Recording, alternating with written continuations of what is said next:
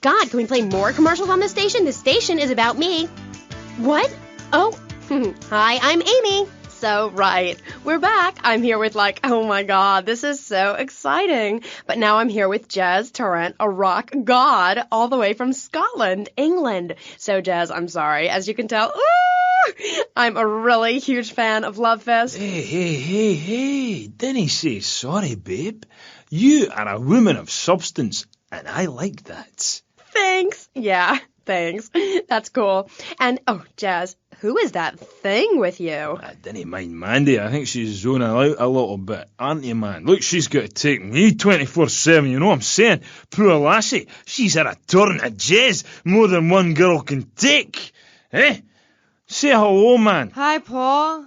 Ringo. Where are we? The rock lifestyle hasn't been too good to her. Man, just go away and sit in a lavvy until we're finished, hen. Check the fridge. Is she okay? I mean, apart from being an ugly, cheap cow, she looks half dead. Hey. Seriously, man. Dinna cramp my style. I'm an artist, you know. Okay, Jezzy. So, Jezz, I was listening to your album on my boombox all weekend. How is it? I mean, you're really totally famous. No, wait, I mean, so anyway, how are you? It's cool, man. I'm cool. Things are good. You can't OD on love, and I have tried. The tour is really something special. You Americans, you really know how to rock and roll, man. Not like back home. I'm so confused. Is that because the new album didn't do so well in the UK? It's that fascist Thatcher. I sing about working class people trying to make it through a tough life. I sing about the things they want. Trashing hotel rooms, wearing glitter in your eyes, and waking up in a ditch next to a totaled sports car. When you make minimum wage, love conquers all. Know what I mean, Sheila? The name's Amy. Aye, right, whatever. Like I was saying, man, right? I'm an artist. I ain't in this for the money. If I were, would I be wearing these clothes? It's because the critics don't know. You know? They stand there and they do not know. Have they ever really listened to the lyrics to bury me deep inside? If the music isn't what they want to hear, if the songs ain't the right songs, if things aren't in their space or whatever, right, man, that's my choice. Because, man, I am Love Fist. And the thing is, right, they're not. And if they don't get it, and if they're not riding my wave that day, man, well, I ain't going to go cry puppies just because their dog is teething, As far as these idiots are concerned, I'm a man. But I tell you, sweetheart, I've been over to the other side, baby. And man, oh man, it's beautiful. But these idiots, man, they've not been there. Okay, right. This last album wasn't your best-selling, was it? I don't even think it charted in the UK. What is a chart, man? A piece of paper. Bring that to the concert and I'll set it on fire. I ain't no Ronald Reagan of rock, babe. Album charts are a metaphor for human isolation and the breakdown of interaction. And I say it's time to rock. Right, man? Right, Jimmy. That's right, because I say it is. Because, sweetheart, I left the stove on. Man, I am Love Fist, the biggest band in the world. Yeah, but you and Dick and Percy and Willie, you're all Love Fist, the 4 Scottish horsemen of the apocalypse. Fist till morning. Take it on the chin. Zinc deficiency. 4 boys against your face. Great tracks. What memories. And here you say you dedicate the album to the children of the night. Who are they? No, sweetheart, man, babe. Let's get one thing straight here. Hello? Are we recording here? This is for the record, right? Testing. Now listen. Love Fist is Jezz Torrent. I sing the songs, sweetheart. It's my face on the merchandise. If you see us in concert, see 4 men rocking and dancing with tears in their eyes, you will see I am Love Fist. He who pays the piper plays the tune. Oh, I didn't know you had a piper in the band. Love, I was talking metaphorically. I'm a poet. Condensed meaning, enlightenment. We're a family living in Death Valley, but I walk alone. I am on a spiritual journey, and if Percy or Dick or anybody stands in my way, the contract says I walk. I've been dragged back and held down and embarrassed by those guys, but it's part of being in a band, man. Like wearing makeup. Yeah, but wasn't Percy voted Guitarist of the Year by Kerrap Rock Monthly? Look, I love the whole bit with the fuzzy guitar, but he's overrated, love, right? Without the torrents of abuse, Love Fist would be over, and the new contract reflects that. As an artist, it's really important that I make a lot of money. Right, man? You need to keep you and our friends and your diamonds and that, eh? Yeah, rock on, Keith, Roger, what a trip. Yeah, shut up, you silly tart. Let's take a caller. Hello. Ooh, you're on the line with Love Fist. Hi. Yo, this is Wayne, man. Hey, Jezz, I'm on the phone with Love Fist. Hold on. Hey, what's up, Jezz? I'm a huge fan. I go to all your concerts. I get crazy. I wear my Love Fist t-shirt every day, even when I'm with my old lady. Hey, I heard there's subliminal messages in your video. Is that true? Listen, seriously, the big hair, the limousines, the girls, the partying, the clubs, the hotel suites, another TV smashed into 1,000 pieces, right?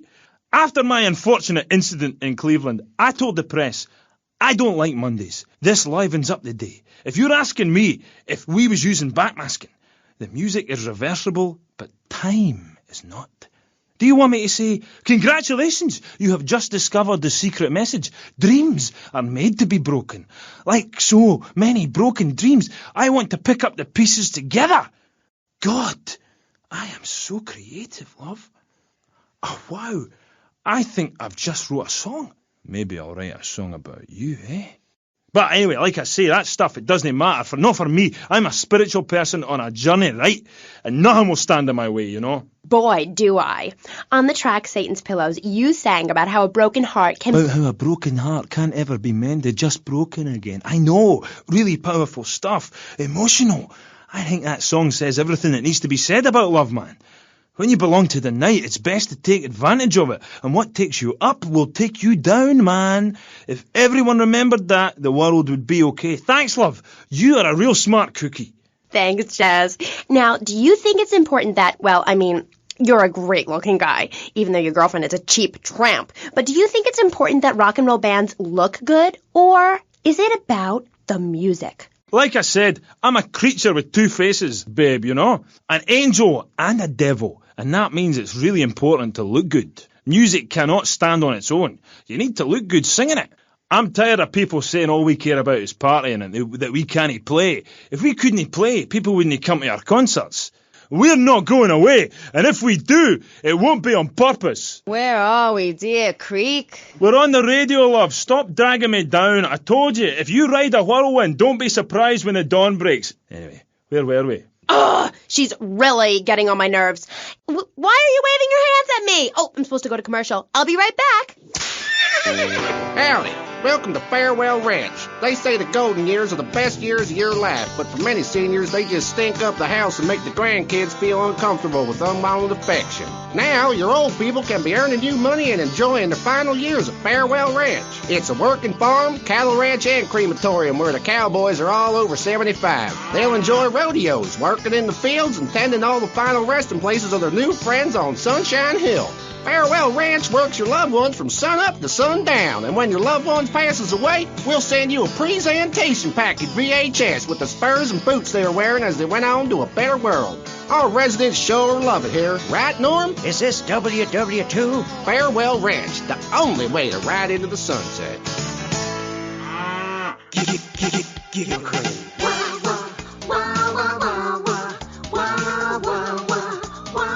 That's the sound I love. Start my morning, you make my night. And Giggle Cream with everything, you make life bright. Getting fat and laughing and getting fat. With Giggle Cream, you get both things, and what's more fun than that?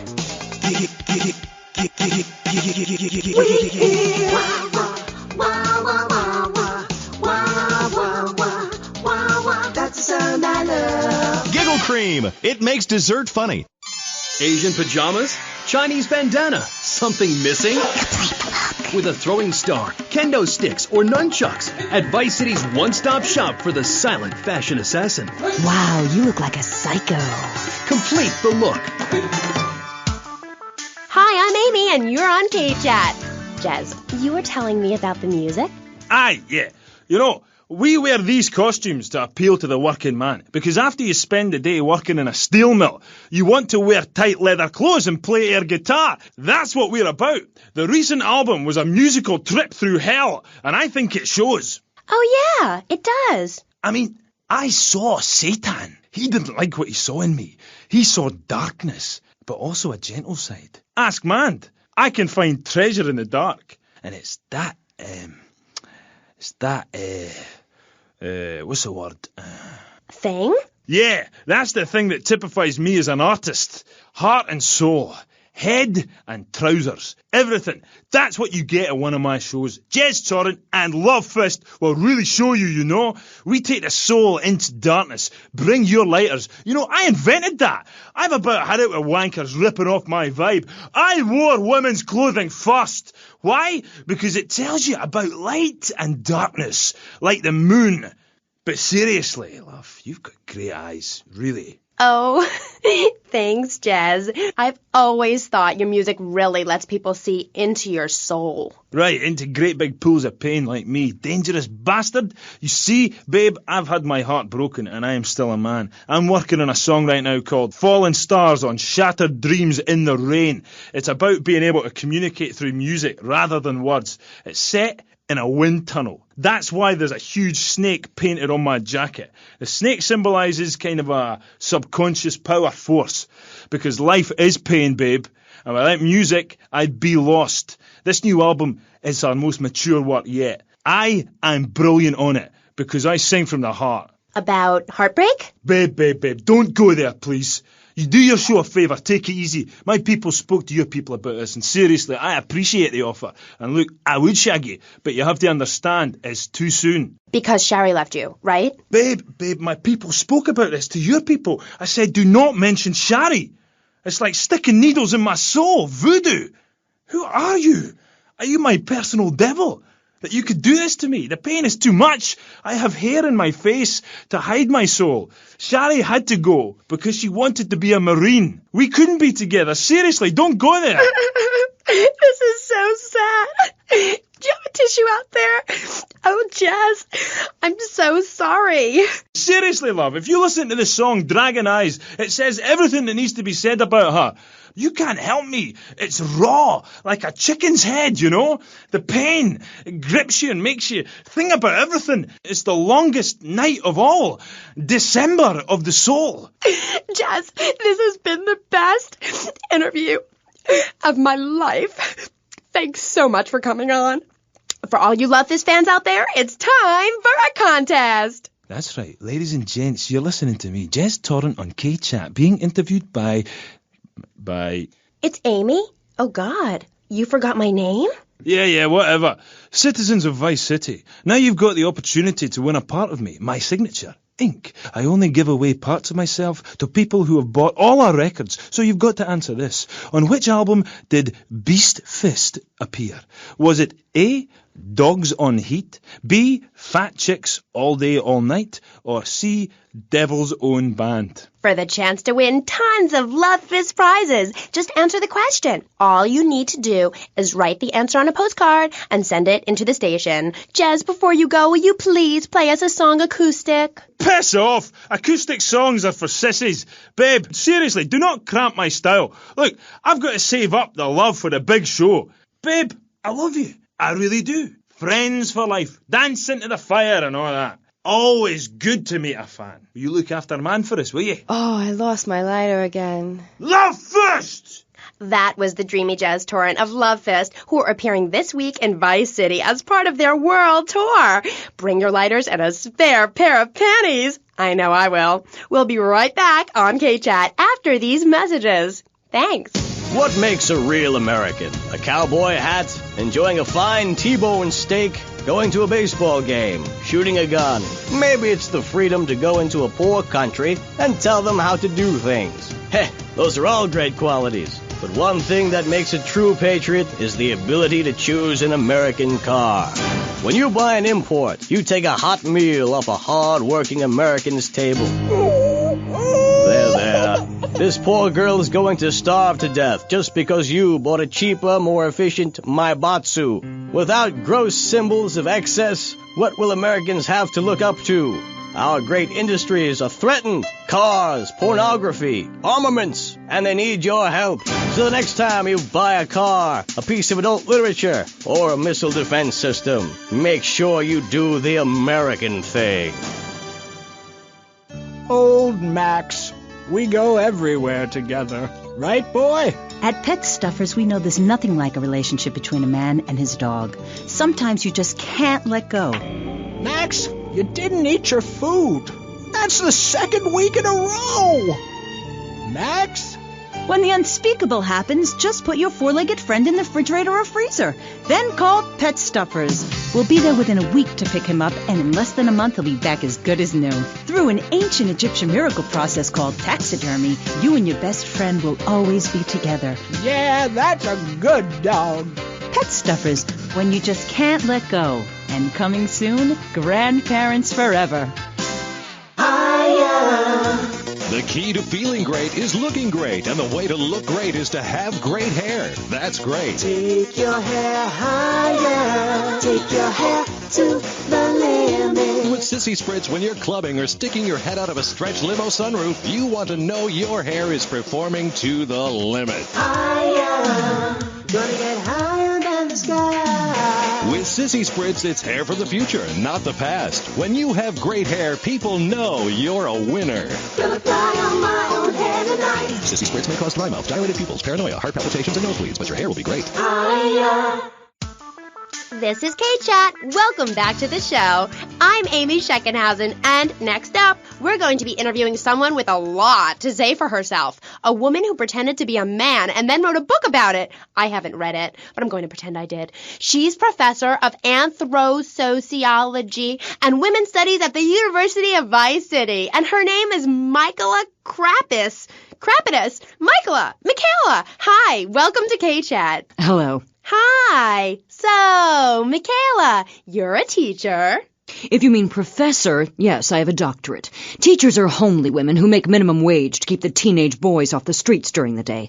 I am very intelligent, and I'd rather talk about that. I'm trying to sell my book. Okay.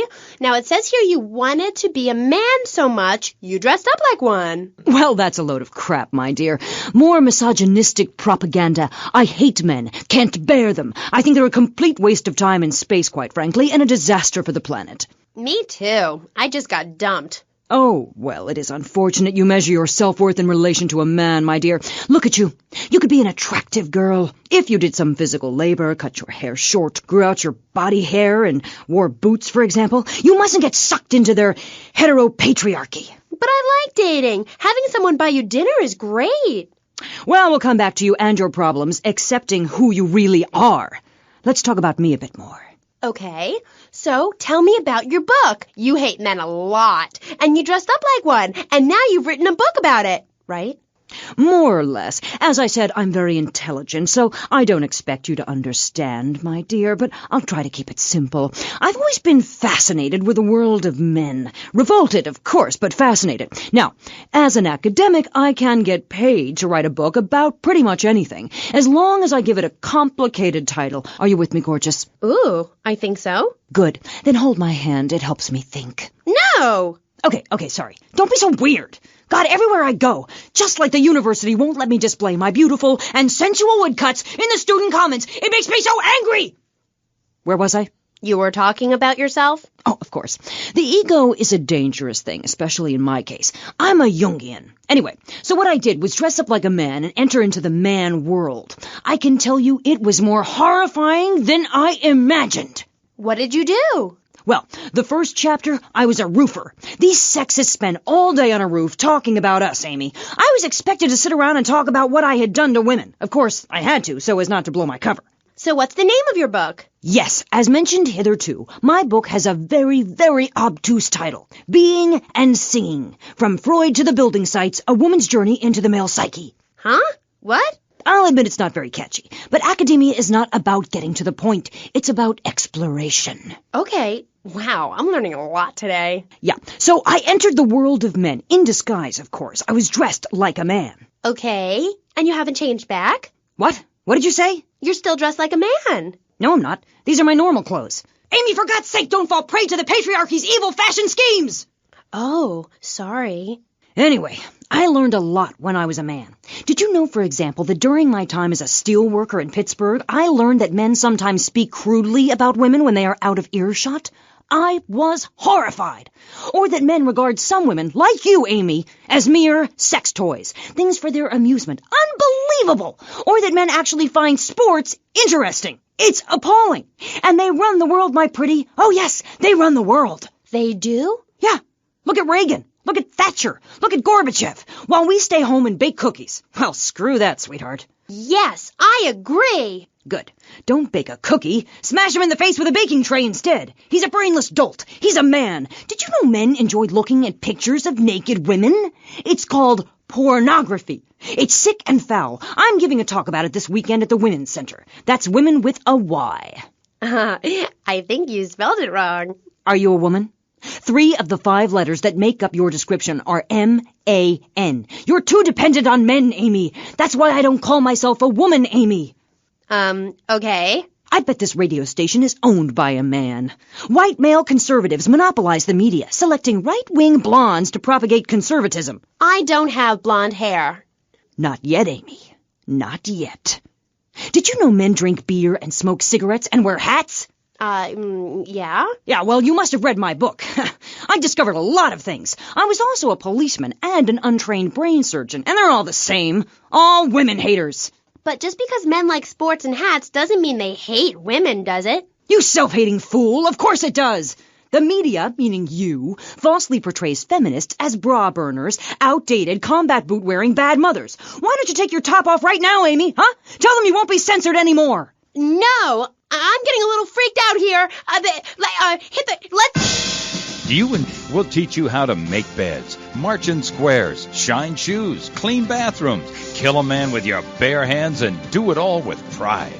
The military teaches you all the skills you'll need later in life. Call 1-800-BE-A-HERO and become a real man today. Why are you waving your hands up? Oh, I'm supposed to hit the other commercial. This fall, a new hard-hitting police drama is coming to Friday night. He was a well-to-do cop transferred to a troubled precinct downtown. His new partner is a space traveler with a passion for justice. It's Yuppie and the Alien. Look, you might vaporize dissidents in Alpha Centauri, but in this precinct, we do it by the book. I'm so terribly sorry, Captain. Goog, I'm sorry. Don't miss this one-of-a-kind police drama. They're fighting crime the hard way in designer clothes with $250,000 sports car and a UFO. Partner, let's go cruise in the car and look moody. One tough downtown precinct, 2 outsiders doing things their way. Yuppie and the Alien on VBC. Hi, I'm BJ Smith, tight end for the Vice City Mamas and proud proprietor of BJ's Used Autos. Cars from all over America come to find a new home in Florida, just like you. I moved here after the draft. Football, not Vietnam, even though they do have a lot in common. I noticed there was one thing missing from this great town, a celebrity-endorsed used car shop. That's why I founded BJ's Used Autos. Every one of these beauties is freshly painted. They look brand new. We have new models coming in every morning, usually around 2 a.m. We can get you anything. And if you see a car of your dreams, tell us. We can acquire it for you. I've taken the skills I've learned as a pro football player to the used car business. Smash, grab, and run like hell. BJ's Used Autos. I'm tackling low prices with hot cars. If for some reason you'd like to speak to Michaela Crapper, just give her a call on K-Chat. Who's on the line? Michaela, hi. Peace, sister. I'm wearing trousers. I haven't shaved or waxed in 9 months. I left my broken-hearted husband and baby behind. Now I'm living in a commune with a series of life partners, having quite simple, amazing experiences. I got my inspiration from a lecture you gave last year. Thank you so much. You taught me a lot. Yes, good, sweetheart. But ask yourself, are you doing enough? It sounds to me like you're living a lie. Your life is still very man-centric. You're still justifying yourself by the I am not, rather than the I am principle. I mean, really, you might as well make his bed and clean his litter tray, for God's sake. It's half-hearted fools like you who give feminism a bad name.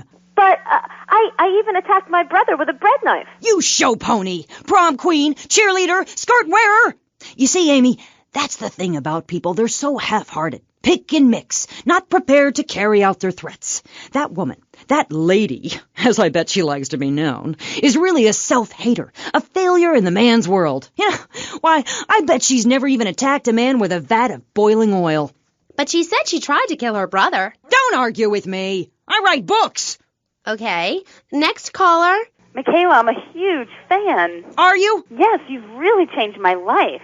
Before I heard you speak a couple of times, I was getting into the feminist movement, but in sort of a silly way. Really? Yeah, burning my bra, beating a policeman, shooting my dad and stuff. Just playing around, I didn't really understand the feelings I was having. Ah, I know the wearisome troubles of the half-hearted. Then, after listening to you, I realized what a load of crap it was. Excuse me? I realized what a load of crap it was. You can't hate men just because they're different. You can't hate anyone just because they're different.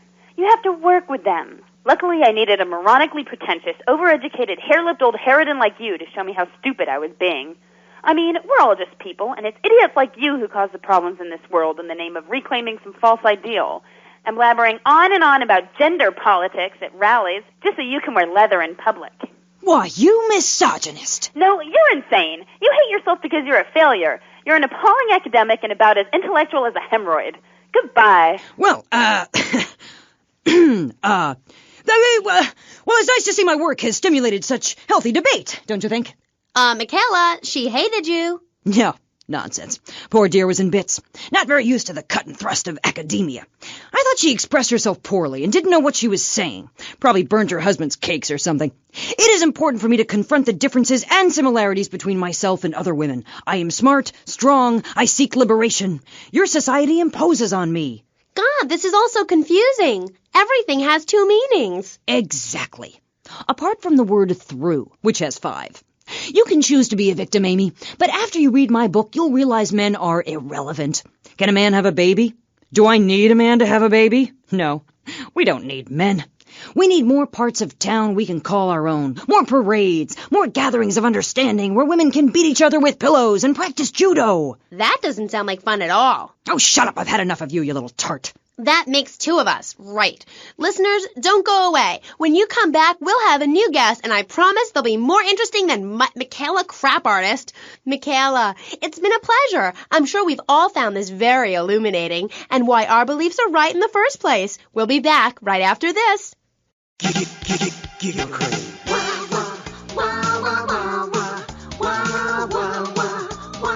That's the sound I love. Love the dairy goodness, propelled with toxic gas. Make that top real low. Suck it, have a blast. You can buy it anywhere. Go to a star shop. Make sure that you're in a chair, cause your hair's gonna fly. Oh no! We hear.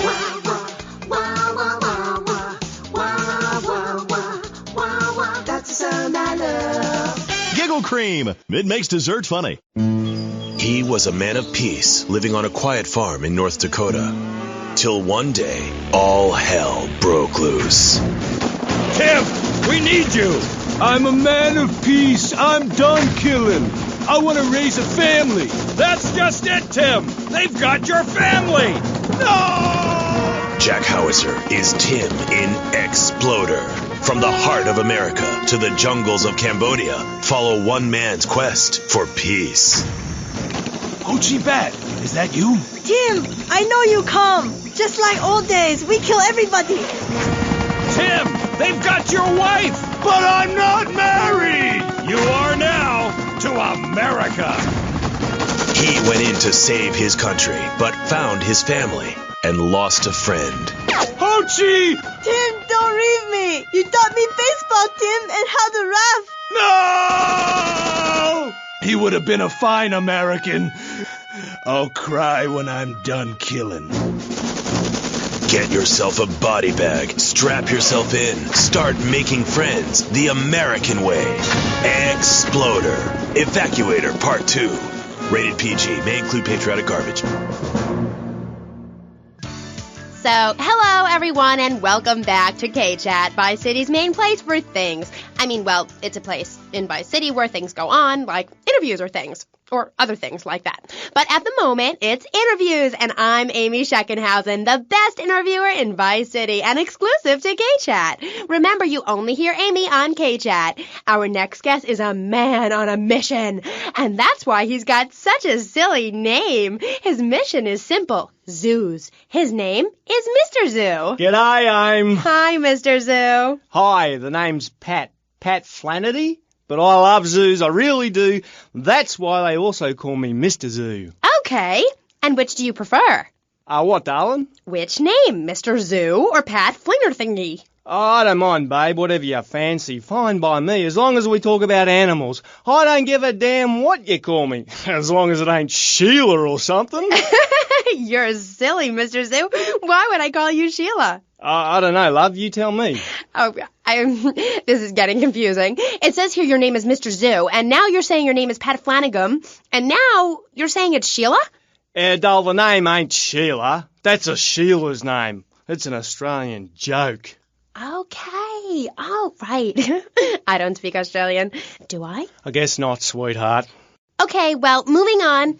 You're Mr. Zoo. That I am. Cool. And I hear you've made quite a name for yourself. Why is that? Because I love animals, Aim. Animals and publicity and stuff, but I love animals. Oh, I love them. Me too. That's the thing, babe. We all love animals, but we don't know too much about them. That's what I'm here to tell you about. That and myself, of course. Of course. So, right. What about animals? Well, it's interesting, right? But not a lot of folks realise that we're 90% the same as a fly or a cockroach or a pigeon. That's the new science out there called genetics, I think, which is going to be real popular real soon. But what it tells us is all animals are pretty much the same from a genetical level. Oh, cool. Damn right it's cool, babe. You know what that means, don't you? No, I haven't got a clue. It means we've all got to start caring for one another like family. Okay, so let me get this straight. Like, my brother is a cockroach, and my dad is a pigeon, and my mom is a fly. Is that right? Well, sort of genetically speaking, but you're bang on, love. And you know what that also means? No.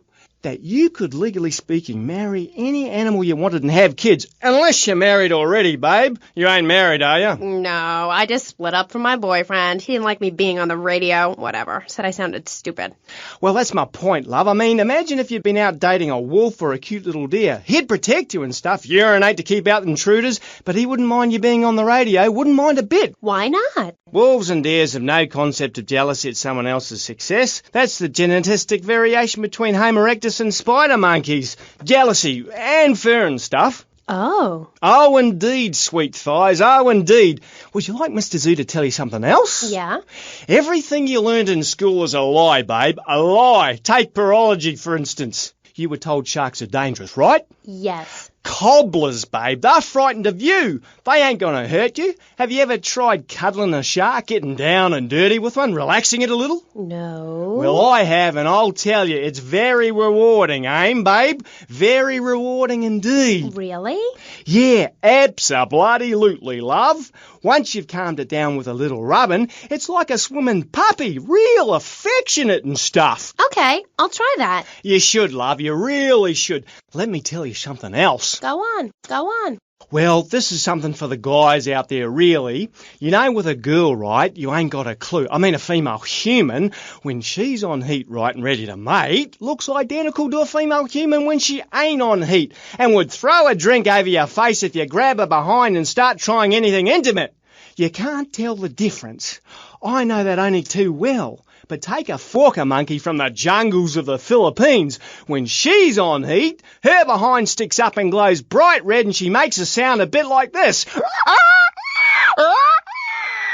And any fool or dingbat can tell she's ripe and ready for action. Certainly clears up any confusion. Yeah, I guess it does. Or a female black widow spider. Now, they eat their mates after the deed, as they say, is done. Ooh. Yeah, I know.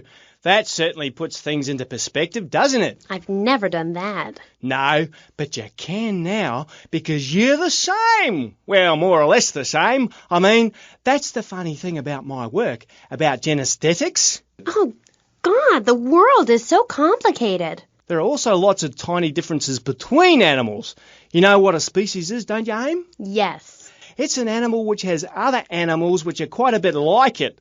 A dog is a species, but a cat isn't, because there's lots of cats. However, I've discovered out there in the wilds loads of new species that regular science practiced by repressed blokes in laboratories hasn't even known about. Really? Really, I have. There's a horny pat bear, named after me, Pat, right? Exactly the same as a regular bear, only it's got a big horny growth hidden right down its groin area. You gotta reach in, have a fiddle about, and then you find it. Completely different it is. I was amazed when I found it. I can imagine. I was amazed when I left the hairdresser's.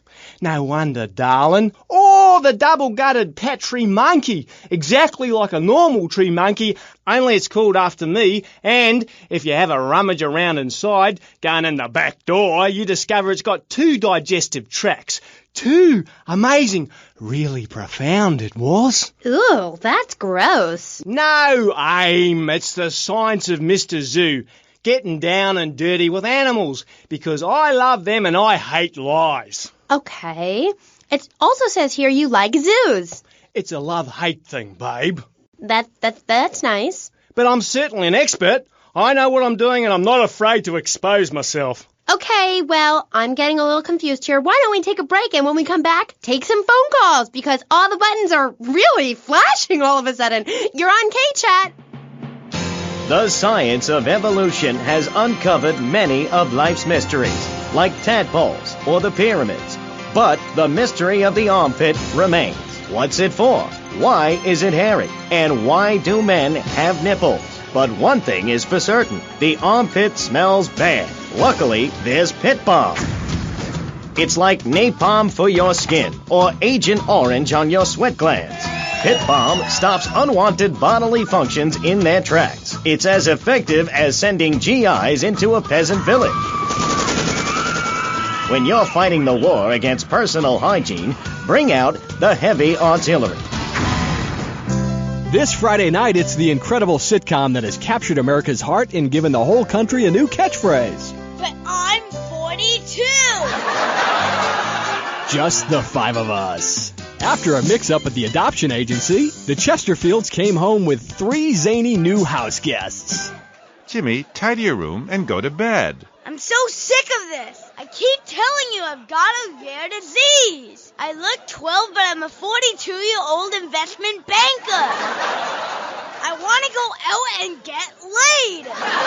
Oh, yeah, and I'm Santa Claus. Now, tidy your room. Asshole. Sean, our posh suburban home must be a welcome change from that alley you were sleeping in. I really enjoy living here, but there's not enough booze. It's the funniest, most touching half hour on television. Charlotte, what's that smell? I set the couch on fire again. Yeah, I can help you with that.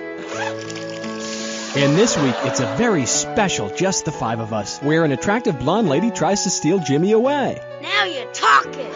Just the 5 of Us. Friday nights on VBS. We're on K-Chat, and so are you. If you're listening, I'm here with Australian animal lover, Mr. Zoo. If you've got anything to ask him, why don't you just give us a call right now? Yeah, great. Give us a call right now, and I'll tell you anything you need to know about animals. Okay. Who's on the line? Is that Pat Flannery? G'day, of course it is. And you're in Vice City? Yeah? What are you doing here? Promoting animals, mate. Don't you remember the court case? I get lost. Amy, let's have another caller. Okay, who's on line 2? You're through to K-Chat. Don't hang up on me, Flannery. You're meant to be in a hospital, you sicko. Hey, easy there, mate. Hospitals are for people who don't feel well. I'm at the top of my game. Are you insane? Don't answer that. I know the answer. You're sick and insane and you need help. I got a visa, mate. I got a visa. You can't touch me. I'm bona fide. I love animals. Leave me the hell alone, or I'll come by your aquarium and feed you to the bloody sharks, you no good, by the book, paper pushing murderer. Bobo would have lived if you let me in the tank. I could have cheered him up. I could have done. Now stay away from me, you hear? No more callers, K-Aim. Phones are so impersonal. Not a two-way conversation like the radio. Okay. Who is that? Wrong number, I think. No, it wasn't. Yeah, it was. A bloody wrong number. He wanted a plumber and a Chinese. I was speaking to him in Australian. Okay, cool. What was that about the aquarium? Nothing, babe. All in the past. Long time ago, I was tricked into saying something I regretted. Oh, cool. That happens to me all the time. I can see that, love. Yeah, big mistake. Never trust a judge or a mental health tribunal. Never. Only trust animals. Okay, and what did they make you say? Nothing, babe. Oh, it was a long time ago. Look, I brought a little surprise for you. It's a little female plague rat. See how relaxed she is with me? I got special powers. She's a lot like a little Joey kangaroo in a lot of ways. You know what I mean, love? What did they make you say? I've also brought a menacing trouser snake. Would you like to see it? Look at this. It's a little frog in my pocket. Calm as you like, not even awake. Oh, he's died. Anyway, in this pocket, I've got a baby dwarf giraffe I birthed this morning. See, she's still covered in fluid from her mum's womb. Wow, isn't that fabulous? Ooh, that's grody. What did they make you say at the mental health judge? Nothing, babe. Nothing at all. Long time ago. It was a bad period in my life. I wasn't sleeping. I was heartbroken like a platypus. Do you know a platypus only gets a bill after its mate breaks its heart by sleeping with its brother? I know all about that. I was crying my eyes out for weeks on all kinds of pills for my nerves, couldn't move, couldn't talk. I was cooing like a dove. Please, darling, let's move on. Do you want me to talk to a parrot? Now I'm really curious. What did they make you say? I love you. You do? I never knew. They made me say I love you. Oh, I made my boyfriend say it, and he slept with my best friend. I think we're bonding now. No, we ain't bonding, you half-wit. We're miles apart. I hate you. They made me say I love you to Bobo. Who was Bobo? Bobo was the most beautiful creature that was ever on the earth, ever at all. Really beautiful. Who was she? He. Okay, he. He was a dolphin, and I loved him, and I knew him properly. You people could never understand. It's natural. We were identical from a genetagorical perspective. And Bobo was really unhappy, putting on a show every day like a circus animal. They thought they caught me doing something, but they never did, eh? They never did. We were only cuddling. How can people take that the wrong way? Babe, they took me away and they locked me up. Then Bobo died of a broken heart. He did? That's awful. But, ooh, just a second, you sick bastard. Security! I loved him more than you can imagine. Call the police! Someone, please help me! This guy is molting animals! Oh, it's gross! I only wanted to be loved, properly, mind, and he's gone. Pat, it's Dr. Phillips. Get lost, Doc. I got out. I'm fine. Me and my friends are travelling around in a black van and solving crimes and running from the Colonel. Pat, I'm coming in. Stay away from me! Pat, you've been a very bad boy. Come on, we're going home now, Pat. Stay away from me! I got a poisonous lizard in me boot. He'll kill you in 2 seconds. Pat, please. We've been through this. You're not well. Bobo is dead. It's time to get back on the medication and start piecing your life back together while locked up in a padded cell for a very long time. Or until you die. Is it that time again, Doc? Yes, Pat, it is. Come on. Put on the straitjacket. Look, it's even got your initials on it. And swallow this. Oh, thanks, Doc. Did I tell you I love animals and they love me? I got a message. Look for a while at the China Cat. I'm really sorry about that. Pat is a very, very sick man. We rarely let the dangerously ill out into society. And when we do, it's not always fatal.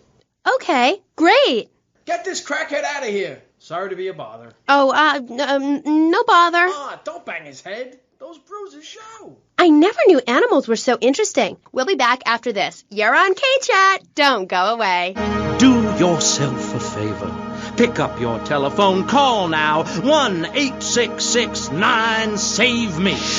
What better place to witness 40,000 years of nuclear winter than from the comfort of your very own space-ready nuclear bunker? When we raise 25 million, we will build a 50-story tall likeness of me. If we raise 300 million, the statue will rotate so I can look over this great city and cast an evil eye on degenerates. And when the imminent nuclear strike occurs, those who put faith into action with sufficiently generous contributions will join me inside the Pastor Richard Salvation statue as we blast into space.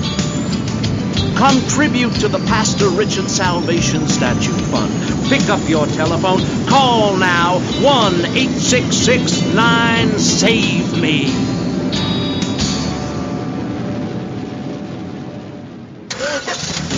Knights of the road, here's your stallion. The car for freedom. The car for hot excitement. The car for a man who is alone against the elements. The Waibatsu Thunder. The pride is back. It's the power of a compact. Looks small, but it's so big. Fuel injected. Inject me. My Batsu Thunder. On the toll road of life, you have to pay to prove you can.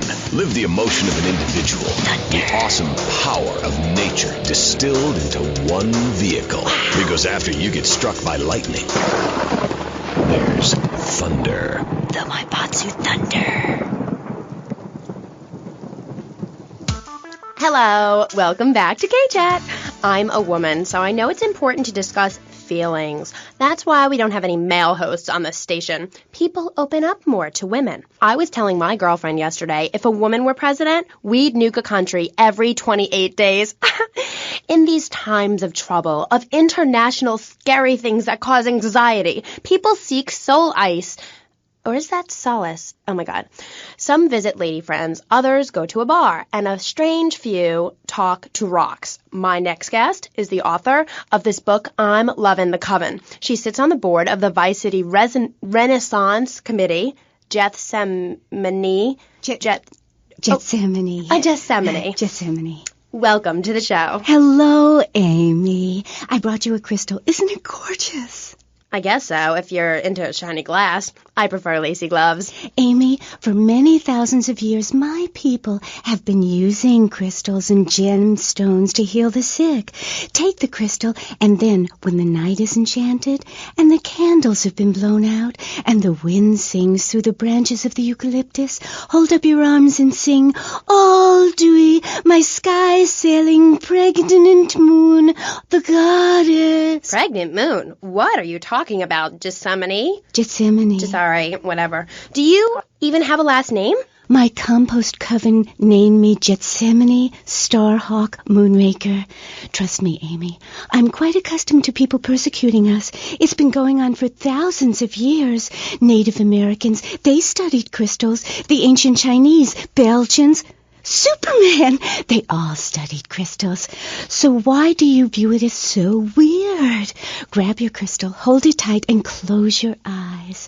You will be transported back 35,000 years when the temperature of Europe began to drop.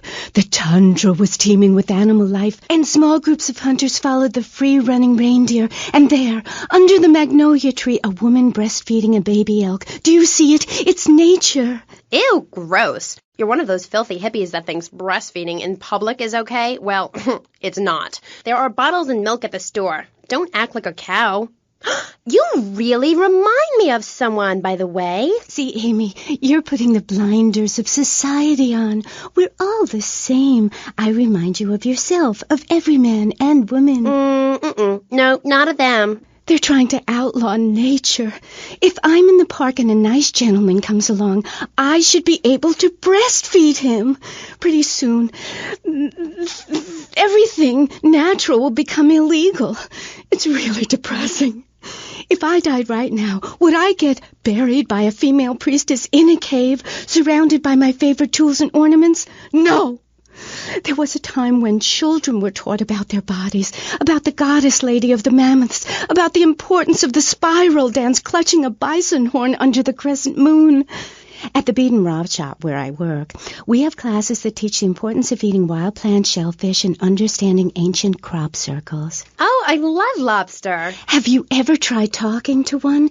Energy flows from everything, even a tractor. My mother, the moon, taught me how to trace ley lines with your bare feet in the dirt. Listen, you're very weird, and you smell like patchouli and compost, and I think you might have a shot at a boyfriend if you shaved and got some gel in your hair and put some clothes that fit or something. I mean, please. Did Joan of Arc shave? I was given this fascinating pamphlet called Caucasian Female Body Hair in American Culture. Amy, I love you like my sister, but honey, you've fallen prey to a sustained marketing assault that began in 1502 to convince women that underarm and leg hair was wrong. There's nothing more natural than this enormous bush I've got growing under each arm. Having hair is natural. What's the deal with Anglo-Saxons? I mean, go to England. The women there don't shave their underarms. It's really quite attractive. You just need to focus your eyes to look for healthy signs and not the signs of socialized barbarism, like shaving or wearing deodorant or birthing in a hospital, rather than the open air like a wolf cub. Remember Brother Romulus and Noble Remus? Wolf-raised. I find this really interesting. Not really, but I say this because I'm told to. I'll be back on K-Chat after these messages from our sponsors. Howdy, partner. It's 4:30 in the morning here at Farewell Ranch, and it's time to get up and work the old cows. Get up, y'all! At Farewell Ranch, old people don't sit around stagnating, watching game shows and talking about the good old days, sinking into the grave in a urine-soaked mess. At Farewell Ranch, they sweat and toil until the breaking point and keep that miserable contemplation of mortality at bay. Hell, at steering time, we'll work Grandpa so hard he'll wish he was dead. At the end of the day, he'll sit down in the bluegrass, eat a bowl of commemorative beans, and enjoy sing-alongs at one of our nightly funerals. It's the cowboy's code. Work hard, don't shower, and die in your boots. Right, Norm? My prostate. Farewell Ranch, the only way to ride into the sunset. It's the knife that saved America. If you liked the film Exploder, you'll love this enormous commemorative survival knife. In the handle, you'll find all of the things you'll need in any wilderness, disaster situation, or the jungle of your backyard. It comes complete with fishing line, needle and thread for sewing gashes back together, and an incredibly useful and durable toothpick. Can't go on without me. I got toffee stuck in tooth. It's okay, Ho-Chi. Try this! For those unplanned extended stays in the jungle, there's a saw for building your own hut, toilet paper, and a fold-out woman for company, as well as a serrated blade that can kill a man before he can scream. That'll shut you up. The Exploder Survival Knife. It's the knife that saved America. Now, it can save you. This knife killed 25,000 people in Cambodia. Now, you can too. Whatever. I'd die if I didn't have sissy spritz and blocks. Germs are like so gross. Oh, hi, I'm Amy, and you're on K-Chat. Getsemane. I can't get over how familiar you are. Oh, right, Amy. I really hope you read my book. The mysteries of the absolute can never be explained. Mother Nature knows more than all of us. That's what keeps people coming back for more. People are turning into zombies. A roof separates you from the sunshine in the morning. A bed separates you from the loving earth at night. That's what's so great about learning these things.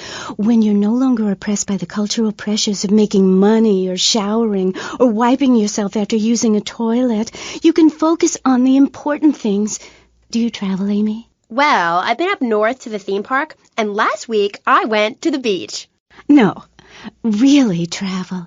My coven has been meeting every Thursday, Saturday to prepare for a grand coracle journey along the same route we took when our people came from Russia and Alaska along the Bering Strait. What's a coracle? Oh, is that like a Maibatsu? I prefer American cars. No. Coracle. Cora means Arabian gazelle, which we all know was the daughter of Zeus, and Kal means gather grass and sew it together. A coracle is a single-person rowing boat made of reeds and twigs from ancient Britain. There are so many wonderful things you can learn from the ancient Britons, Amy, like metallurgy and how to cauterize the wound when a bear has eaten your arm. Everyone used to have a coracle, Amy, even people who were scared of water. We're all about working to preserve the diversity of natural life.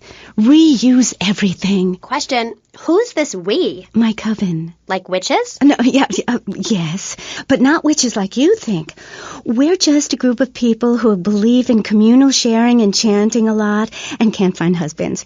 Reading magazines, cloaks, wands, horned gods, rubbing your skin raw with rocks, dying of old age at 27, crying in terror when it starts to thunder. And these are all the things our ancestors did.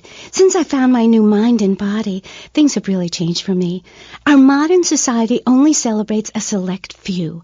Every woman and every man is a star in the sky, Amy. Not just the ones that sing on TV or those people in the movies. I think I know what you need to separate your reflection from your true self. A Zen garden. Oh, my brother had one of those, and the federales came. No. Zen, silly girl. It's a little sandbox you draw pictures in. It teaches you things like that death isn't an end. It's just a stage and also a beginning of a new journey. Do you have a leader in this weirdo cult of yours? Not a cult, a coven. There's a big difference. Yes, our leader's name is Phil. That's a weird name for a leader of a group of witches. Oh, hi, Phil. What hairy legs you've got. What with being a man who's a witch and everything. Do not disrespect Phil. He teaches us the wheel of the year, Amy. It's full of solar holidays and goes round and round and round. You can learn a lot from the sun and the moon. If you look at the sun for too long, you can go blind, meaning it is something to be respected. And the moon has a dark side, just like we do. And some people have craters and only a sixth of gravity. The ancient Britons knew the moon could breathe. We can change the world, rearrange the world. It's dying, though, Amy, and it needs some mouth-to-mouth resuscitation, like a swan or a fish on a hook. If you take your nervous system seriously, if you take your organs seriously and explore them, some really neat things can happen. Phil taught us that. He's been to Mali to meet with the village elders. That's why there's the ceremony of the knife. Oh, great. Why does everyone have to be packing sharp things? The knife ceremony is very important and spiritual. It's an ancient one-person personal crisis. You say to yourself, I'm going to have a spiritual experience, or thrust this thing into my head. Life actors never rehearse and need no script, Amy. That was said by somebody really spaced out. And I'm going to say it again, like the wind which keeps blowing, or the sun which shines with life. Will you please leave? You smell and you talk really weird and you're just really gross. Not until I tell people out there, become an internationalist. Learn oral traditions. Learn to respect life. Make war on machines. Marry your mother. Technology will enslave us. Buy my book. It's printed on bark. Okay. Let's take a quick call. Hello, you're on K-Chat. What's your name? Hey, it's Emmanuel from Prawn Island. I love the show. Yeah, I wanted to talk about technology enslaving us. You know that play, In the Future There Will Be Robots? Well, that's a true story. In the future, there will be robots. And I'm going to hack them all. I'll make them say funny things. You know, I can move satellites around with my computer. Computers are evil. The Luddites of ancient Britain know this. That's why they destroyed the computers that created things faster and more efficient and took their jobs. Oh, shut up. Computers aren't evil. It's the people that program the computers that are evil. That's a pretty big difference. I'm talking to you through a computer right now. In fact, I am a computer. Well, anything that can think faster than me is evil. Anything which doesn't dance or sing or cry or wear a smock. You create your own reality. We are like the dust in the wind. We are golden. We've got to get ourselves back to the garden. Okay. I know who you remind me of. My Aunt Susan. Oh, she was single too. I'm not single, Amy. I share my life with a number of valuable partners, and we commune with each other in a non-judgmental, expressive way. Old maid, my mom calls her. Anyway, let's go to the phones. You're on K-Chat. Yes. Thank you. Yeah, that was great. Really interesting. I'm British, you see. Like our ancient wood-wearing queen, Medusa. Medusa. No, I think actually it was Boadicea, but no, not really. I'm from Hampshire, you see. I'm here on business. A wanderer. Yes, I was wondering. You're a good witch, correct? Yes, a white witch. But you have a broom? Yes, it's ceremonial. Supposing I'd been a bad boy, like if I hadn't learned my spells or something, would I get smacked with it? Violence is wrong. But you must hit Freddy with your broom. Freddy's been very naughty and not learnt his spells. Hit me, Hairy Legs, hit me! I deserve it! Prank caller! Prank caller! Sorry, listeners. Somebody call the IRS. Who let that guy in the country? Yes, poor man, so lost and ill at ease with his father, son, and Mother Nature. I hope he finds what he needs. And I need to take a commercial break. Geth, good luck. Getsemane. Yeah, I hope you find what you're looking for, and I sincerely hope you, take a bath. We'll be back after this. You're on K-Chat. Don't go away. Hi, I'm B.J. Smith. In my long and illustrious 3-year career at the top of pro football, I whooped some serious ass and got paid for it. They didn't call me Death in Tight Pants for nothing. When you have such a rewarding career maiming others as I have, you know how to stay fit. Through running, wrestling, stuffing 20s down panties of foxy strippers, firearm training, nasal suit, and beating the hell out of your fellow man. That's what keeps me healthy. And now, using training methods I perfected, it's going to work for you with BJ's Fit for Football. Watch those pounds fall off. I'm down to 300 pounds using exactly the method I demonstrated on tape. I mean, who are you going to trust to get you fit? A man who can rip your arm off and beat you with the wet end? Or some aerobics instructor who wouldn't get drafted by the local hopscotch team? Hell no. BJ's Fit for Football. Out now on beta and VHS. Remember, to win a game of football or life, you have to annihilate everything in your path in a blind race. Ever since Linda started working, our kids are home alone. We tried hiring a nanny, but she wanted health insurance. Yeah, right. That's when we got Domestabot. He's great with the kids. Mrs. Lawrence, Tommy has some skin magazines under the bed. And he helps us, too. Would you like your drink freshened? He's a great conversation piece at our special parties. Please put your car keys in the hat and the fun will begin. It's like having a personalized alarm clock. I brought you a drink. It's 8 in the morning. I made it a double. Oh, Domestabot. Domestabot. He's 3 foot high. He only says 10 phrases. He's the friend you've always dreamed of.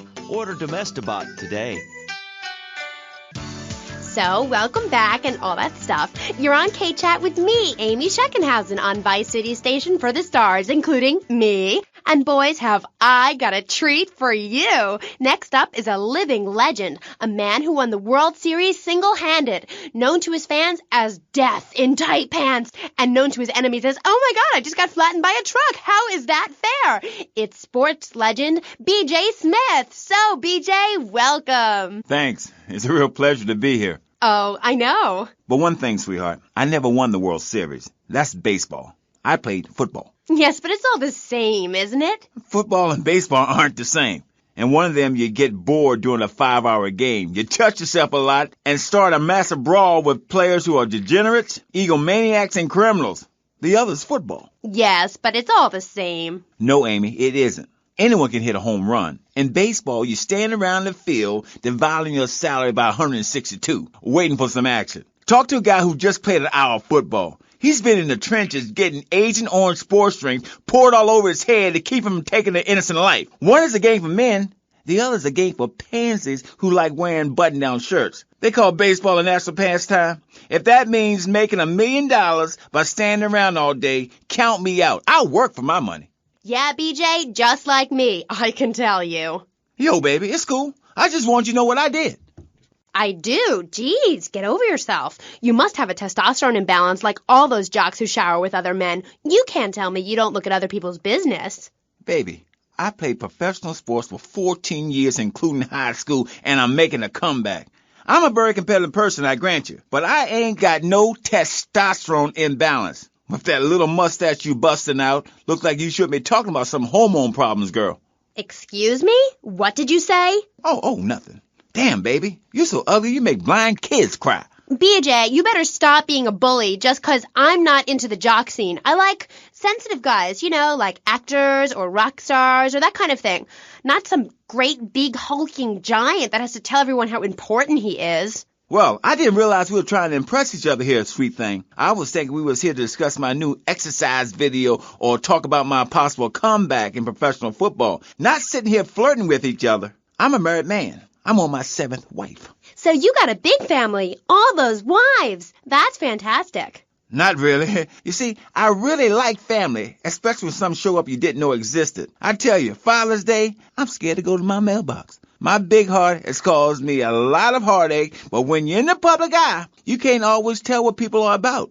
BJ has met some real manipulative people. 7 wives! That's fantastic. No, I have 1 wife. I had 6 before that. So you downsized, right? Yeah, something like that. If you want to win in life, you have to change players. You can't play on the same team all the time. So, oh my God, isn't this getting intimate, BJ? I feel like we are really connecting. Yeah, I like to connect with you. Other men may fumble, but I go into the trenches like a Doberman. That's actually part of my video. What are you talking about? Well, as you know, running the ball is like making romance. And one day when I was going for a touchdown, if you know what I'm saying, I had a great idea. You see all these fitness videos on television? It's always that idiot fool in leotards prancing about, giving it the skinny thing. And I say, what is this? I mean, what in the world is this? These people ain't fit. They ain't got a clue. When you're fit, you know it. If you come into the locker room, you know I's fit for football, able to wrestle and pounce and hurt somebody for an hour straight. That's what people need. If someone comes to jack your ride, are you going to bust a aerobic move? Hell no. But when you know how to grab another man by the face mask and twist him around and so he tears ligaments in his back and never play again, I mean, that's some real useful everyday stuff. And I should know. I invented it. You know, I just don't want to talk about football anymore. Well, take dating or washing the car. What good is a leotard when you're washing the car? But put a man in a helmet and a cup, and he can wash the car in dignity. That's fighting fit for football. It's really a very simple program. The best way to get your body fit is to have total disregard for your body. Every now and then you wake up and come out of concussion and say, damn, I look good. BJ, you talk funny. We'll be back on K-Chat right after these messages. Are you tired of your couches getting ruined? Oh, Grandpa. I made tinkles again. If you've got old people cluttering up your home, why not send them to Musty Pines?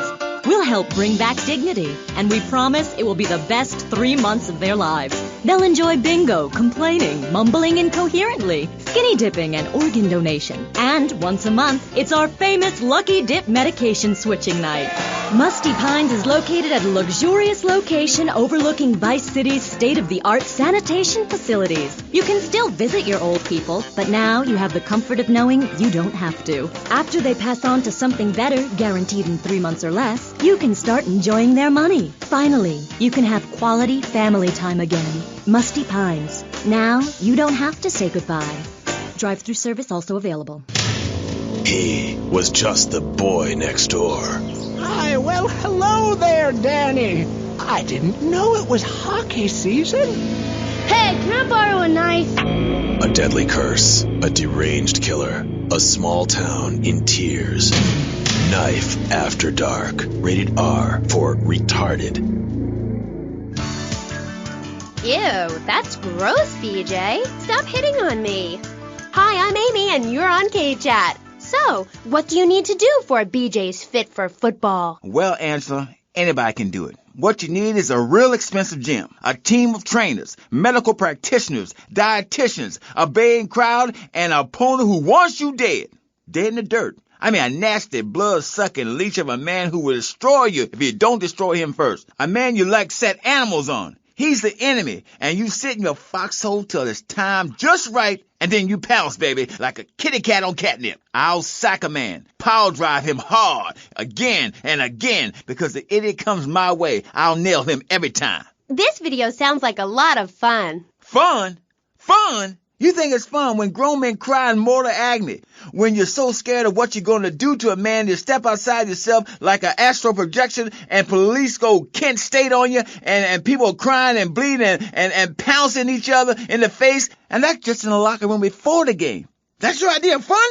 Yeah, I guess. Yeah, mine too. That's why I'm making a comeback. I've been retired 2 years, and I'm telling you, selling cars or appearing in soft drink commercials is not fun compared to having 50,000 low IQ morons in Green Bay or Tampa or Liberty City or whatever screaming how they want you dead just because you're playing for the Mambas. That's actualizing the self. Wow, that sounds interesting. Tell me about it. I am doing. I'm fin to... Hey, wait a minute. Are you reading a book over there doing this interview? No, I can hardly read. Get on with it. I'm trying to, sweets. You best listen. The comeback is a real deal. B.J. Smith, 6-year Pro Bowl MVP, the man responsible for more broken bones than anyone since people had legs. I'm a fiddler crab. You can rip my arms off, and I'll just molt and grow new ones. Where? Right here, right now. Let's get it on. Of course. I mean, when? Soon, baby. Real soon. And don't call it a comeback. Like the song said, I'll whoop your ass. And this time, I'm doing it my way. Ignorant fools, they gave me nothing to work with. The owners, I mean. What owners are you talking about? The owners of the team. They gave me nothing. They're the reason my marriage failed. I worked my ass off all those years sweating blood and puking my soul out, and they treat me like a tractor. Roll me around, treat me no better than the dogs. The guys that got hurt, they never saw a penny out of those monsters. That's just like Jade. Who's Jade? She a fox? My friend. She's a goth. She got sacked for wearing makeup and an I Hate Life t-shirt to work and never saw a penny. She like, football stars? She teaches kindergarten, professionally. You know, I know a lot of players who need to go back to school after they finish playing. It's a tough life and you lose something. What did you lose? Hope, diction, something. It's brutal out there. That's just like Jade. Those kids are evil little brats. Listen, are you going to talk about your freaking friends who dress like a funeral? I thought we were here to talk about B.J. B.J. Smith, and I feel alive. I mean, really alive.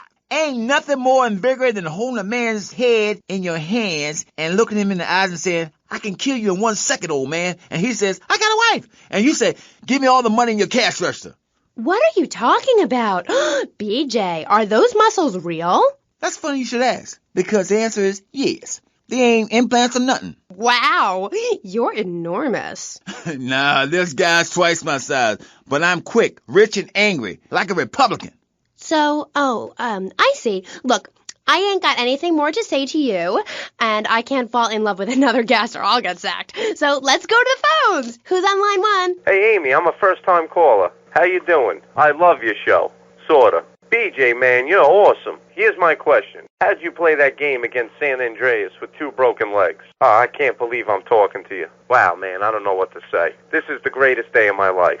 Well, why the hell you call in? Don't worry, I'm a professional. The method I use in the game against essays is actually a part of my exercise video. When in doubt, go for the groin. I hope that answers your question. That's the problem with the public. Fans. I get it all the time. Know what I'm saying? Absolutely. I get that all the time. People say, are you that girl off the television in that show? And I say, no, I'm the girl from the radio. I just look like her. Anyway, BJ, that's all we have time for now. Thanks, Amy. And look after that mustache. Okay. Thank you. I'll be back on K-Chat after these messages from our sponsors. Don't go away. Are you tired of Dad? Dad, no one wants to hear your stupid Vietnam stories. Are you tired of Mom? Hi, Angel. Do you want to read a book or go outside? No! The arcade comes to your living room, only without the creepy guys offering to show you puppies. Awesome! The Degenitron. You can play video games just like you were in the arcade. Excellent! The Degenitron gaming system plays 3 exciting games, including Defender of the Faith, where you save the green dots with your fantastic flying red square. Cool! Monkey's Paradise, where you swing from green dot to green dot with your red square monkey. That's rad! And Penetrator, where you smash the green dots deep inside the mysterious red square. Wow! The Degenitron brings arcade realism to your living room. It can even take quarters, and a strange, sweaty man comes by to empty the machine on Fridays. Degenitron, fighting the evil of boredom. I'll never go to school again! Do you have dry mouth? I Thor do. It protects your teeth, fights infection, and lubricates your food. But what happens when you run out of saliva?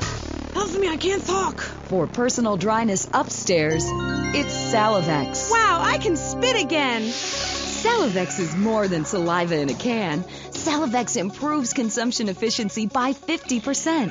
No more halfway cures like coating your throat with cooking oil to have that extra piece of cake or bowl of kitty litter. After a night out, my tongue tasted like carpet. It was embarrassing. Now with Salivex, I can eat a whole box of crackers or lick my life partner's stamp collection all night. It's like having a salivation army in my mouth. Now I can suck a lollipop for as long as I want. Salivex tastes like your own saliva. That's because at Salivex's state-of-the-art production facilities, we use salivation philanthropists who make Salivex all day. Salivex, when it comes to personal dryness upstairs, we're deadly serious.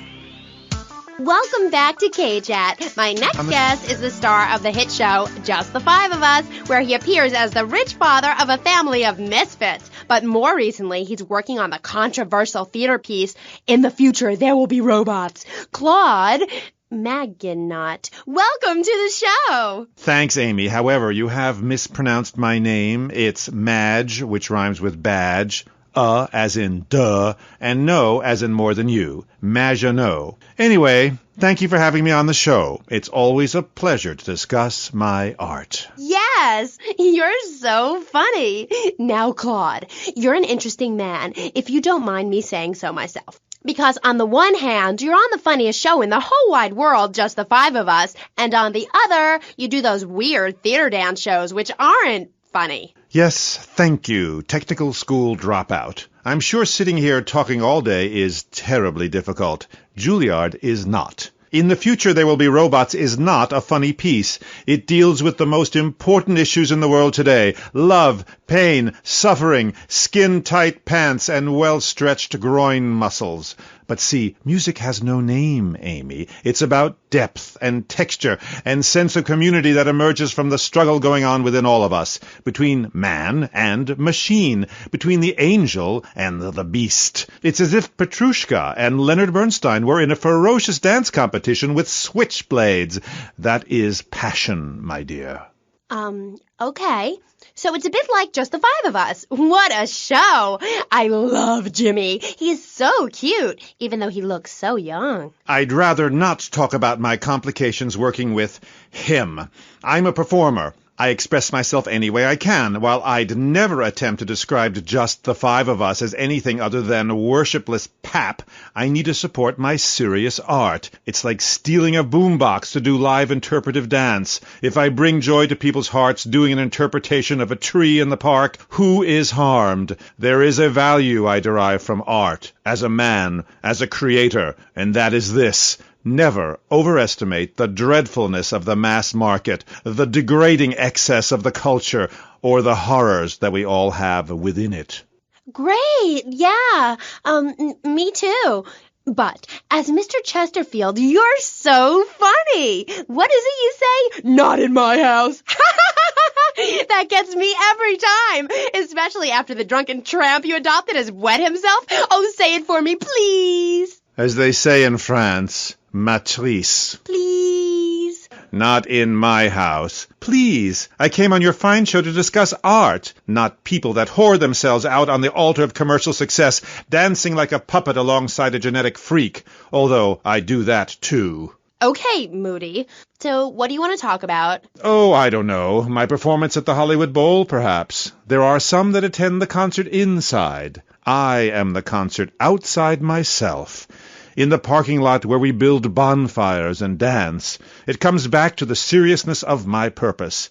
At a young age, I held puppet shows on the corner that had people weeping and lying down in the streets. It's about movement, about encouraging ordinary, working-class people that there is something enervating about a modern dance performance.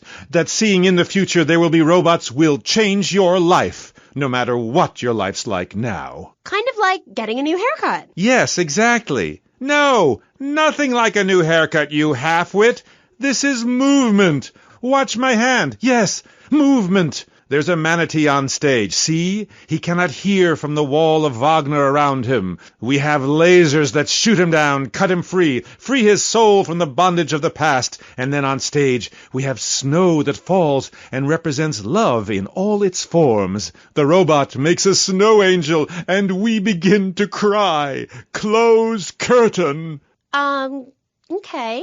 Well, I love Just the Five of Us. Please, please, please, enough! 5 succeeds while robots starve. Attendance has been poor. If I were opening this with the Orquestra Filarmonica di Jalapa in Mexico, there would be riots in the streets with small children giving me flowers and weeping. Here in Vice City, they wouldn't know art unless it came as a tube of beef jerky. They told me, Claude, it can't be done. Vice City is for sun worshippers and Philistines, and I told them no. I told them, if I'm directing a work of commercial dross down there, I must save my soul with some serious art. But to be honest, Amy, they were right. I feel ahead of my time. The best artists are ignored. I mean, surely any right-minded person would rather spend an evening watching me express the meaning of space as I move delicately across the stage in the dance of desire and denigration than flopping around in a disco or a nightclub or sucking the electric teat of television. I know I would. God! I mean, what is wrong with you people? God, my hair. What? My hair is all wrong. It clashes with my dress. Zeus, Cicero, Shakespeare, Flaubert, someone, please save me from this hellhole. My dear, you are so ignorant. I'm trying to save you, to save everyone. You don't see the art around you. Are you in search of old lang synes, singing Madama Butterfly on a windowsill, or relegating yourself to a cricket in Huckleberry Finn? I'm a movement that conquers love, while you complain about your dress. Know you not how important my mission be? Right. Cool. Okay, Mr. Chesterfield. Mr. Magenot. You gotta hang in there. You're on K-Chat, and I'll be right back. At the law firm of DeLeo and Furex, we understand that sometimes life throws you a curveball. We help our blue-chip clients get their lives back after circumstances have conspired against them. Just listen. It was an unfortunate accident what happened to my wife on that precarious cliff. DeLeo and Furex can't bring my wife back, but they made sure I didn't end up in the slammer. I was unfortunate enough to be found with 15 kilos in my spare tire. I was so mad at the auto repair shop that sold me that tire. Thanks to DeLeo and Furex, the district attorney saw it that way too. I accidentally torched a Quickie Mart when my medication ran out. DeLeo and Furex helped me and the community by ensuring a healthy settlement from the pharmaceutical company. At DeLeo and Furex, we understand the judicial system and will ensure the truth is heard, no matter how improbable. We're not cheap, but what price can you put on truth? Call DeLeo and Furex today at 866-974-2333. That's 866-9-SHADY. DeLeo and Furex. Accidents happen, and we'll prove it. The store leading the fight against communism is having a blowout sale. Ammunition has a wide array of peacemakers. Come by Ammunition on Militia Mondays, exercise your Second Amendment rights, and get 10% off all armor-piercing bullets. We're the only gun store that lets you try it before you buy it. Need anti-tank missiles? We've got them. Flamethrowers? Oh, yeah. No credit? No problem. No money down. 90 days, same as cash. Shoot now, pay later. During the 10-minute waiting period, fire off a few rounds of the Ammunition gun range, featuring faces of famous commie pinkos. Come by Ammunition and register to win an anti-aircraft gun actually used when we whooped Australia's ass. This weekend is the Ammunition Film Festival with free screenings of the documentary Red Dawn. Ammunition, protecting your rights.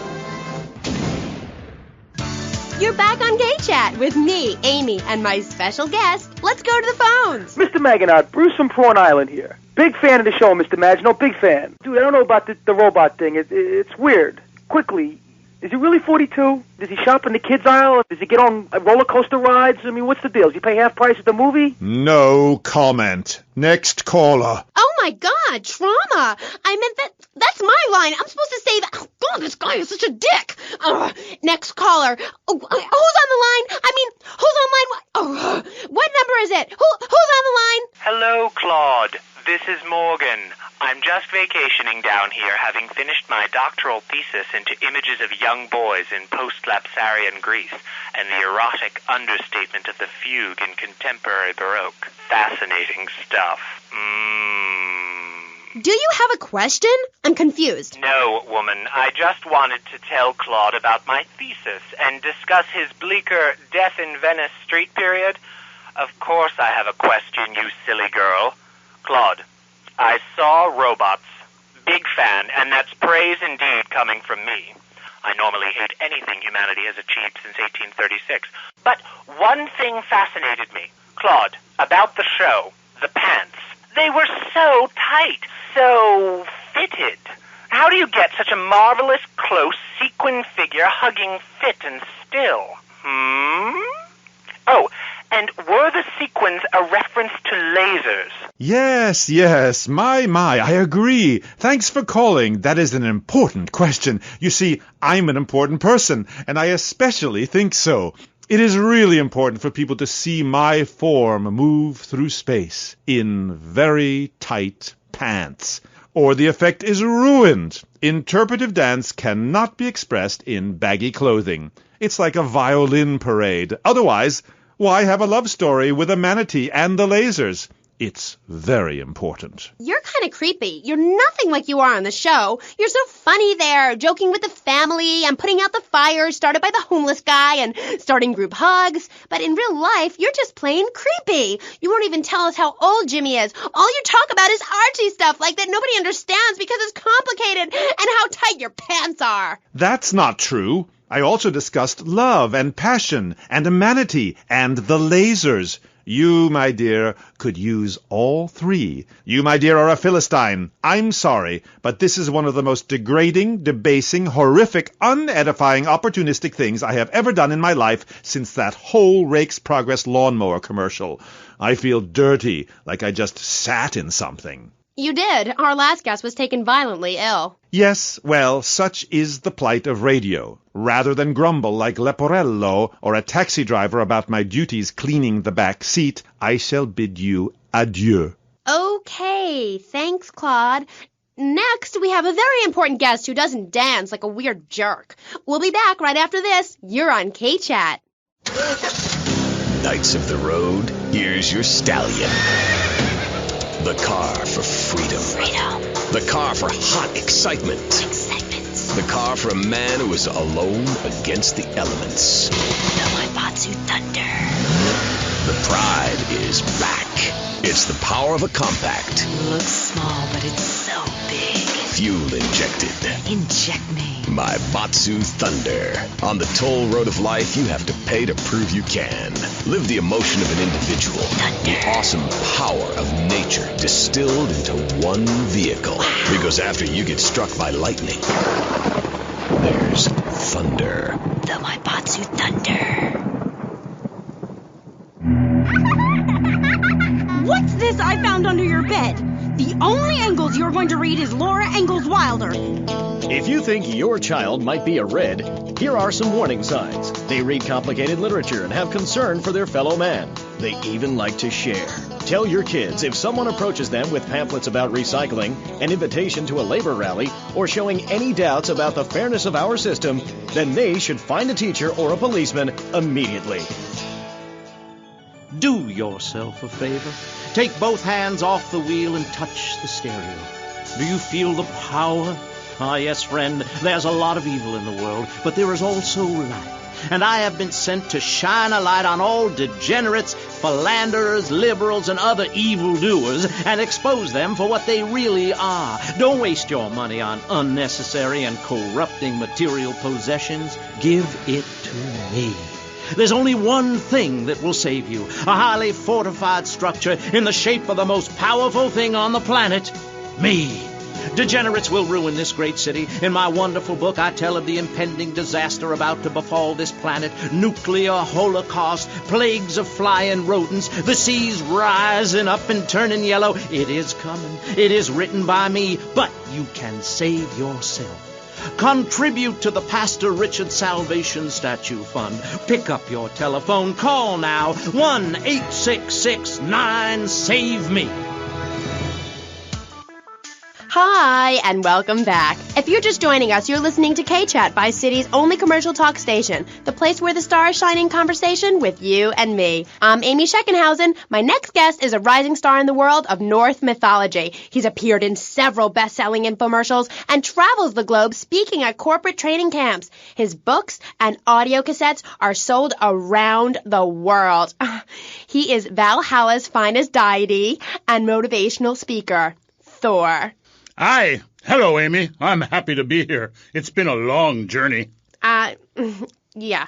Now, I don't know much about you. I mean, I read Beowulf. Well, I didn't, but I read the cover. But, like, you're a Viking, right? Did the tunic and goatskin boots give you a clue, maybe? I am a Viking, and a Viking that will not only help you unleash the Furies, but unleash yourself. It's in my Thor's Norse Power program. Okay, I'm a little confused. Well, I'm a lot confused. I was taught in school that Vikings were bloodthirsty and violent. An elder once told me, you must unlearn what you have learned. Of course, then he died of the Green Plague. There are some Vikings that are a bloodthirsty lot, yes, but no more than anyone else, really. We're a nomadic people, Amy. We have cold fire in our souls. Ye have that fire too, Amy. You've just lost it since you've gotten television. Now, that being said, I'll answer your question. We are mostly nonviolent, though many of the Vikings traveled to Scotland. And mind you, anyone who goes there will turn bloodthirsty. You can't understand what the lot are saying. It's all a for, recklin, a boot, dine. It's enough to make you want to burn a village to the ground. That's why, in my cassette series, I talk about the importance of communication. You see, Amy, men and women live in different worlds. We use different words. A group of men talk about what they've killed, how to start a fire, who has the best long boat. Women want to talk about keeping the communal long hut tidy and their feelings. When I'm raiding a village, I don't need to be talking about feelings. It's time for action. Great. So is that all there is to being a Viking? Pillaging? No, lass, no. Pillaging and battle are important, but we admire poetry as well, as long as it's poems about whacking someone in with a double-handed battle axe. What's holding you back, Amy? In Chapter 3 of my book, I talk about listening to the bloodthirsty water spirit. It's really quite important if you want to enter Valhalla. I think I went there last night. Oh, no, that was Malibu. But it's the same sort of thing. Valhalla was that golf club, wasn't it? So, 1983. But right, what does being a Viking have to do with anything? This is the 20th century. We have electricity, penicillin, jet planes, implants. Well, I don't, but I want some, but I heard the operation is really gross. You live like it's 982 AD or something.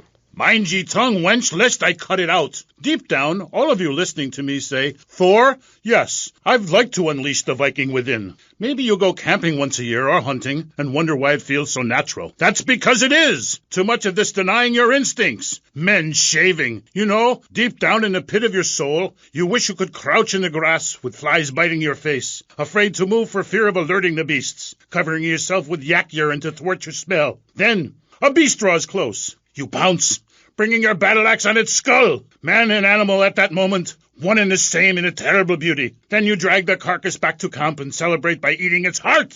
Some people, they only do this once in a lifetime. I do this every day, and so can you. All it takes is some positive thinking. Just attend my Unleash the Norse Within weekend. When you are finished, you will say, I am a god. Nobody can stop me. I crush my enemies and dance on their funeral pyres. This is very helpful for living in suburbia, Amy, and I should know. I really don't understand how. Oh, it's very helpful. Maybe a neighbor is tossing his leaf clippings on your lawn, or looking at your woman, or harboring desires regarding your longboat. You enslave his children, set his house on fire, he shall not bother you again. It must be nice to have you as a neighbor, not. I live in no place longer than needed to fulfill my goals. Taking slaves, valuables, and food. Goal setting is very important, Amy, not just in football. You're very weird and creeping me out a bit, but whatever. No weirder than anything else. So, what do you think of Vice City? Ah, I like it very much. Your women here are prepared for battle. They are large, not like those scrawny things to the north. A woman who eats well provides for her man. You cannot set sail for robbing and pillaging on an empty stomach. It's like the story of the parson's wife and the troll. I don't think I've ever heard of that one. Great Carl Erson. Ye mainlanders have no historical perspective. Read the runes. It's all right there. Talk to a grandparent. But no, ye cast people out like rubbish. Wisdom is not to be treated so lightly. When my father grew old, I sat with him day and night, absorbing his wisdom, learning about the demons and where the wickedness resides in men's hearts. Then as his time grew near, I built a large pyre, burnt him and his wife while communing with Odin's spirit. Careful, Musty Pines is a sponsor of the show. Oh, grody, what are you doing? I'm just adjusting myself, she-devil. Wearing these animal hides does get a bit itchy. Okay. You never answered my question. What do you think of Vice City? Your land and people have a lot in common with mine. You see, we too fled our homes due to lack of food, overpopulation, and the bitter cold. And, mind ye, darting out to raid passing ships is fine, but we needed a new land to have our way with. Granted, we roll and sail to an area, land in force, and burn down a local monastery or village, whereas you come in, destroy all the creatures, and sell plastic versions of them. You did a fine job pillaging these lands, but you should have done something about Canada. Wait a minute there, Buster. My mother's half Canadian. Oh, what are you going to do, wench? Sweep the ice furiously at me? Ha! Socialized medicine? Nah, you did it all wrong. You should have continued to the north and finished things off. I talk about this in me motivational learning tapes. That, and beware the magpie. 'Tis the devil. Evil reigneth when darkness falls. Are you married? You seem like a tough character to live with. Aye, me wife Helga. What a hag. This show is not sexist, whatever certain bearded women might say. Women are people too. I'd appreciate if you wouldn't talk that way. Ah, go live in a chimney, you troll. You 20th century women are all the same. And me hag Helga, she fell prey to your uppity ways. She says to me, Thor, I ain't having no mead no more. I'm going to meetings. See, that's your problem. Soon as you sort something out, you have to go preaching from the rooftops to everyone else how to live, not pillage nor plunder no more, but live in boxes. Then she says, Thor, I'm getting me stomach stapled. I look fat, and now fitteth 2 yak skins, where previously 'twas only 1. I say, wench, don't come crying to me when we're in a longboat crossing the straits for 2 moons, and you're all skin and bones. A man needs something to grab onto. Aye, ain't her fault. A cursed pixie goblin got her. Pixie goblin? What kind of weird ancient nonsense are you talking about? Now, Thor, I've got to ask you, how old are you? I am as old as the fjords, as young as a newborn lamb. Are you shy about your age? Just lie about it, like my mom. Thor is never shy. Thor is mighty. Thor is a god. And where are you from? From the beginning of the flat earth, where the sun meets the sky. Oh, right. By the beach. Great. Let's take a commercial break. We'll be right back with Thor. He's a real Viking. Yeah, right, whatever. Hello, I am Fernando Martinez. I think by now you know I am an emotional kind of guy. People stop me in the street and say, Fernando, what the hell is wrong with me? Silk shirt, hairy chest, enough aftershave to drown a household pet, but I still cannot get a woman. I tell them you are an ignorant fool. Without a symbol of power and fertility around your neck, what kind of woman is going to respect you? That is why I have teamed up with Medallion Man, the shop for medallion needs. Medallion Man caters to all levels of masculinity. For the strong, silent type, a medallion the size of a hubcap will say everything that needs to be said. Even singing medallions for the Casanova who knows music is the food of love. Model trains, dollhouses, diapers, whatever your interest, we've got a medallion for you. Don't forget, every woman knows if you can't support a medallion, you can't support a family. We have some sad news for you. Rock and roll is dead and pop is in! Why not discover the excitement of the science of music yourself at Synth & Son, the home of keyboards? Thanks to the science of music, you don't need musical talent to make great music. Just listen. I created that just by pressing a button. Synthesizers are the new wave. Why work hard on difficult compositions when a machine can make music better than you've ever dreamed of? You'll be the hit of the party. It's perfect for in-restaurant entertainment, cover bands, and funerals. Make fugues funky and death marches danceable. It's the science of music at Synth & Son. Remember, you don't know you're a musician until you try. We're back on K-Chat with me, Amy, and my guest is Thor, Viking warrior and elf help guru. Do you have a last name? Oh, whatever. Anyway, what were we talking about? We were talking about the wisdom of the ancients. There are many hurdles in life, Amy. I remember one of the first bits of fan mail I got. It came by bottle in the sea. A man of Lollard Island said, a tiny woman came to our farm and swept in front of our door. A woodland troll has carried off my woman in the dead of night. Give me wisdom, Thor. So, what did you tell him? Aye, Amy, it was obvious the Black Plague had visited his home. As sure as you can't be a midwife to a fairy, expect wisdom from a fool, or find a good meal downtown on a Saturday night. Okay. I really have nothing to ask you because I really don't think we're bonding quite right here. I'm more than a little confused. Let's go to the phones. You're on K-Chat with Thor. Yes, hello, Thor. My name's Jay. I'm a huge fan, man. Your book really helped me get through puberty. Everyone else was into vampires and stuff. I just got into the Viking thing. It's pretty cool. It's been working pretty well for me. Anyway, my girlfriend and I, we fight all the time. She's always calling to check up on me. It really totally sucks. It's a drag. Like, I hang out at the strip mall with all my boys, and she shows up. Is there any advice you can give me? Ah, yes. There was a man who asked for a night's lodging at a certain farm on the eve of Maundy Thursday, or maybe it was Fat Tuesday. Anyway, in the course of the night, the old woman of the house took out a horn of salve and smeared herself with it from head to toe.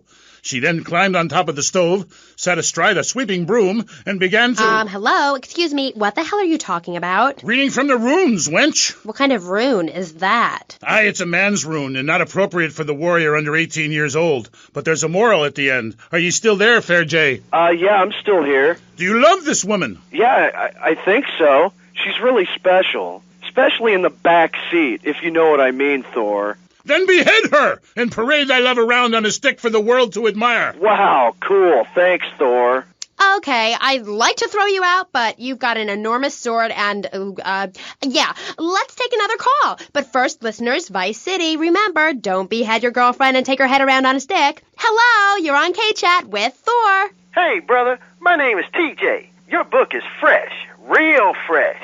Like it's been a real inspiration and all that. It's most definitely on me and my crew's vibe. And that Loki brother, he's as slick as Salivex.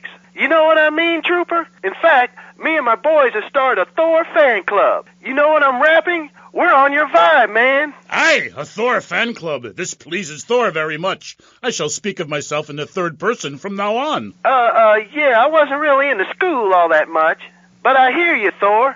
So anyway, we have this fan club, right? And instead of naming it something like the Vice Lords of Valhalla, we gave it like a modern name, keeping things firmly in the 80s, you know? The Bloods. Ain't that off the wall, man? We follow your teachings to the letter, sir. Especially how you go around smiting fools with that wild, mad hammer of yours and getting people to know exactly what time it is. You hear? Have you a magic hammer? Nah, T. We don't have any olden types around here to strap us with Superfly hardware like yours, but we do have Mac 10s, Tech 9s, Trey 8s, Street Sweepers, and all that. Are you still on my vibe, brother? Aye. I like the sound of this. Methinks I want to join your group. Do you pillage proper? Hell yeah. We do it like a Viking. You ought to come party with us. We'll even make you an honorary blood. Word. Ah, indiscriminate pillaging. This is, as we say, the school of old. When I am done with the wench, we shall meet. Till then, beware the frost giant, TJ, and the serpent with two tongues. Yeah, okay, whatever. Yo, brother, where'd you land that funky fresh silver helmet of yours? Those wings on the side are wicked, money. Stop calling me a wench. I have much to teach you, wench Amy, only if you would listen. For many centuries, people have asked questions. Why is my fatted calf gone after the gypsy woman appeared? Are there trolls living in my chimney?